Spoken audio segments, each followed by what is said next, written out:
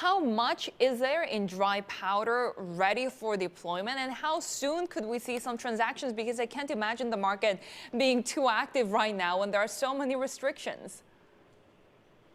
Well, the restrictions are the big deal in a lot of cases. People can't go out and look at, buildings if they're going to buy them. And if you're going to buy something that's, a few $100 million, you want to actually go and look and make sure that the doors work, the windows shut, all that kind of stuff.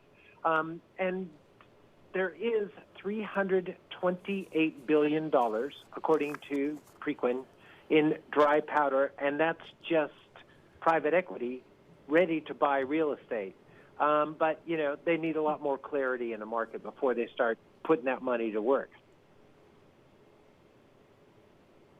And some of the players, John, presumably are those who will also feel the pinch. I'm thinking particularly Brookfield, which has a lot of big retail tenants. It has a lot of commercial property and maybe an uncertainty about the future. How are players like Brookfield playing it versus those who are just new to this or have a pure private equity interest in it?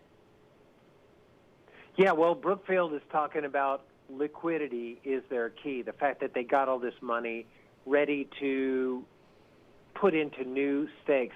I mean, people are going to have to be doing sort of multitasking who have any exposure to real estate now. They've got projects out there that are threatened. As you mentioned, Brookfield, they've got a lot of shopping malls that are, seeing no business right now. They got to get those up and running. They may be filled with a lot of tenants who are filing for bankruptcy, like Neiman Marcus or Forever 21 or, name your retailer. So they have to both work out those issues, which Brookfield said they got $5 billion in a, quote, retail revitalization fund. At the same time, they're looking for deals out there from other distressed sellers. And those distressed sellers are kind of waiting. I mean, nobody wants to sell at a distressed price. So they're waiting to, either see if they can hold on or get a good price.